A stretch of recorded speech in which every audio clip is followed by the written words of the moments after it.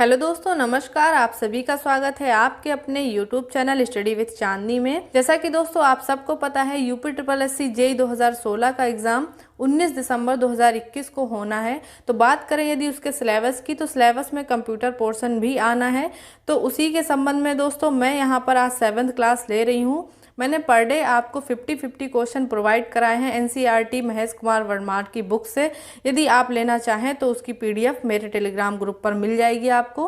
Telegram group दोस्तों मैंने recently create किया हुआ है ताकि मैं हर क्लास की आपको पीडीएफ आसानी से प्रोवाइड करा सकूं। बात करें दोस्तों इसके वेटेज की, तो अच्छा खासा वेटेज है। आपके 70-80 नंबर कहीं नहीं गए हैं यदि आप कंप्यूटर को अच्छे से तैयार कर लेते हैं। और 2 सब्जेक्ट आपके स्कोर बढ़ाने वाले हैं। पहला है आपका हिंदी, दूसरा आपका कंप्यूटर। तो ये दोनों ही आपके लिए बहुत ही कोर सब्जेक्ट की तरीके काम आएंगे। सो फ्रेंड्स, इस पर आप बिल्कुल ध्यान दीजिएगा। इसको आपको बिल्कुल भी इग्नोर नहीं करना है, अपने साथ साथ सारे सिलेबस को लेकर के चलना है। तो इसी के संबंध में दोस्तों आज ये 7th क्लास थी। इससे पहले मैंने जो 6 क्लास ली हैं वो चैनल पर पड़ी हुई हैं, आप जाकर देख सकते हैं। मैंने उसकी अलग से एक प्लेलिस्ट भी बना दी है, आप जाकर के उसको चेकआउट कर सकते हैं। अगर आपको इसकी पीडीएफ चाहिए तो आप मेरा टेलीग्राम ग्रुप को ज्वाइन कर लीजिएगा, जो कि मैंने रिसेंटली ही क्रिएट किया हुआ है, ताकि आपको हर क्लास की पीडीएफ आसानी से मैं प्रोवाइड करा सकूं। ठीक है, तो आज की क्लास जो 7th नंबर की है वो लास्ट 2nd क्लास है। कल अपना कंप्यूटर के सारे क्वेश्चन समाप्त हो जाएंगे एनसीईआरटी के बुक के अनुसार। सो फ्रेंड्स, जो कल की क्लास होगी वो लास्ट होगी 8th नंबर की। इसके बाद दोस्तों जो मैं 3 दिसंबर को क्लास डालूंगी 9 नंबर की जो होगी वो अपनी UP triple SC JEE 2016, UP triple SC JEE 2015 के प्रीवियस ईयर क्वेश्चन बेस्ड होगी। तो उसको आप लोग ज़रूर देखें ताकि आप एक आकलन खुद का भी लगा सकें कि हाँ मेरा स्तर कहाँ पर है और मुझे कितना आता है कितना नहीं आता है। तो उन क्वेश्चन को चेकआउट ज़रूर करें आप। साथ ही मैं आपको जो भी 8th क्लास में क्वेश्चन प्रोवाइड कराऊंगी उसको आप डेली बेसिस पर रिवीजन में लाइए, क्योंकि अब बिल्कुल भी समय नहीं बचा है। आज से नेट 18 दिन बचे हुए हैं। तो 18 दिन मान के चलिए आपको कुछ भी नया नहीं पढ़ना है, कोई भी नई बुक नहीं उठानी यदि आप शुरू से एनसीईआरटी से पढ़ रहे हैं तो।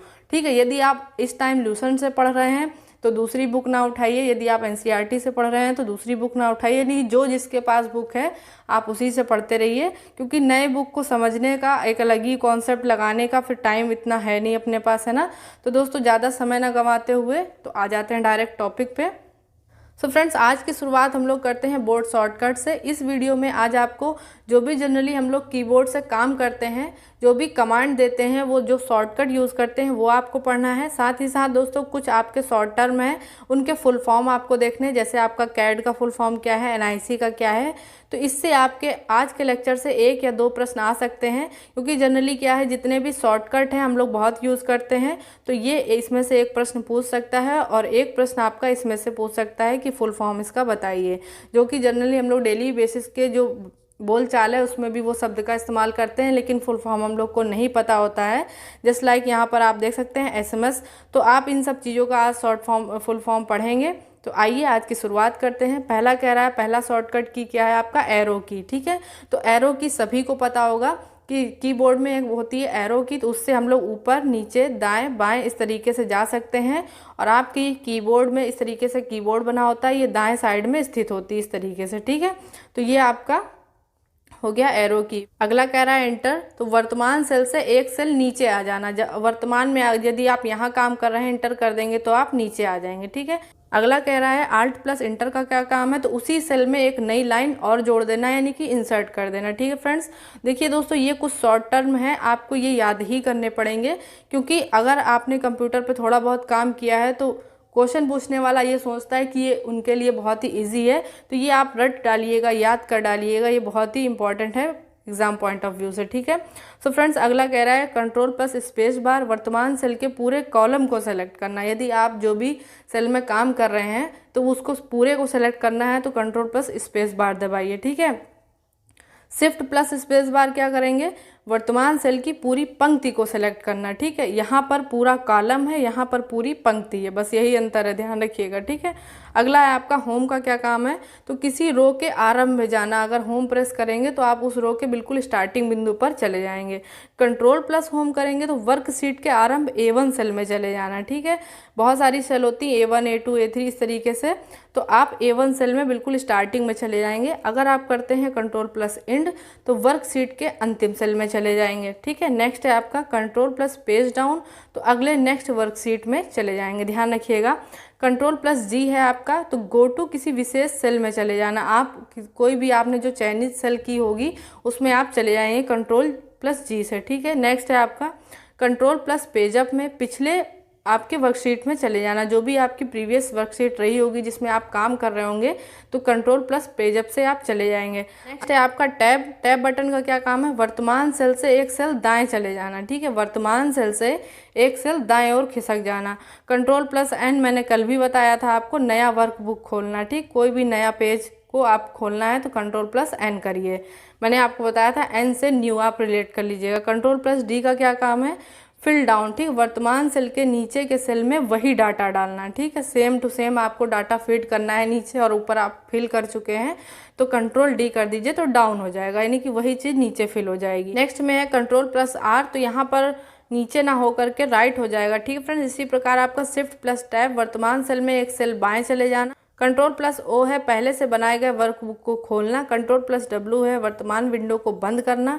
ठीक, ये कुछ शॉर्ट टर्म है, आप याद कर लीजिएगा। इसी प्रकार सबसे आखिरी है आपका कंट्रोल प्लस टैब, एक वर्कबुक से दूसरे वर्कबुक में चले जाना। ठीक है, तो ये दोस्तों कुछ शॉर्टकट थे, आप याद कर लीजिएगा। नेक्स्ट प्रश्न है आपका, जब कंप्यूटर पर कोई नया प्रोग्राम इंस्टॉल किया जाता है तो वो किस मेन्यू में जुड़ता है, तो ऑल प्रोग्राम में जुड़ता है। ठीक है, ध्यान रखिएगा, ऑल प्रोग्राम में।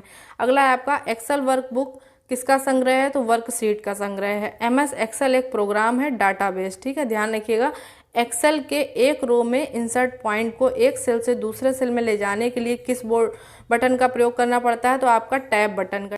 तो फ्रेंड्स आइए देख लेते हैं, यहाँ पर कुछ आपके शॉर्ट फॉर्म भी दिए हुए, इनके फुल फॉर्म क्या है। पहला है आपका कैड, कंप्यूटर एडेड डिज़ाइन। दूसरा है आपका MICR, magnetic ink character recognition. Next है आपका DPI, डॉट्स पर इंच। अगला है आपका ECS, इलेक्ट्रॉनिक क्लियरिंग सर्विस। ठीक है, NIC मैंने आपको बताया भी था कल के लेक्चर में, नेटवर्क इंटरफेस कार्ड। ठीक है, नेक्स्ट है आपका MPEG, मोशन या मूविंग, ऑब्लिक लगा हुआ है, मोशन या मूविंग पिक्चर एक्सपर्ट ग्रुप। ठीक है, ALU का मतलब है अर्थमेटिक लॉजिक यूनिट, ये सबको पता होगा ALU वाला। अगला है आपका GIF, मैंने GIF के बारे में भी कल बताया था कि आजकल बहुत सारे व्हाट्सअप वगैरह में चलते हैं ना GIF, तो उसका फुल फॉर्म है आपका ग्राफिक्स इंटरचेंज फॉर्मेट। ठीक है, अगला है IRC, इंटरनेट रिले चैट। ठीक है, फिर अगला है सिम, सब्सक्राइबर आइडेंटिटी मॉड्यूल। ठीक है, फिर अगला है LSI, लार्ज स्केल इंटीग्रेशन। ठीक है, अगला है आपका ISP, इंटरनेट सर्विस प्रोवाइडर। अगला है दोस्तों IBM, ये मैंने आपको पहले भी लेक्चर में बताया हुआ, इंटरनेशनल बिजनेस मशीन। ठीक है, अगला है आपका DVD, डिजिटल वीडियो या वर्सटाइल, मैंने आपको बताया था DVD का फुल फॉर्म आप याद करिए, डिजिटल वर्सटाइल डिस्क। ठीक है, तो आप वीडियो भी लिख सकते हैं वर्सटाइल। और मैंने CD का भी बताया है आपको, यहाँ पर इन्होंने DVD का दिया, CD का कॉम्पैक्ट डिस्क होता है, आप लिख सकते हैं। अगला है आपका HTML, बहुत इंपॉर्टेंट है, पूछा भी गया है, हाइपर टेक्स्ट मार्कअप लैंग्वेज। ठीक है, हाइपर टेक्स्ट मार्कअप लैंग्वेज, ध्यान रखिएगा। SQL का है स्ट्रक्चर्ड क्वेरी लैंग्वेज। ठीक है, अगला है आपका OCR, ऑप्टिकल कैरेक्टर रिकॉग्निशन। ठीक है, अगला है आपका DTP, डेस्कटॉप पब्लिशिंग। ठीक है, अगला है आपका SMS, शॉर्ट मैसेजेस सर्विस। ठीक है, अगला है UPS, अनइंटरप्टेबल पावर सप्लाई। ठीक है फ्रेंड्स, इसका फुल फॉर्म ये है। रैम का है आपका रैंडम एक्सेस मेमोरी, यहाँ पर रोम नहीं है तो रोम का आप एक्स्ट्रा में लिख सकते हैं, रीड ओनली मेमोरी। ठीक है, रीड ओनली मेमोरी। और रैम का है रैंडम एक्सेस मेमोरी। USB का है यूनिवर्सल सीरियल बस। और बस मैंने आपको बताया था कि जैसे इंटरनेट एक पथ से दूसरे पथ पर जब प्रोवाइड होता है तो वो एक तरीके का बसेस होता है। ठीक है, अगला है OMR, जैसे OMR सीट वगैरह नहीं भरते हैं आप लोग, तो उस तरीके का है, तो उसका फुल फॉर्म है आपका ऑप्टिकल मार्क रिकॉग्निशन। ठीक है, अगला है आपका MODM यानी कि मॉडम, इसको MO से कह सकते हैं मॉड्यूलेटर,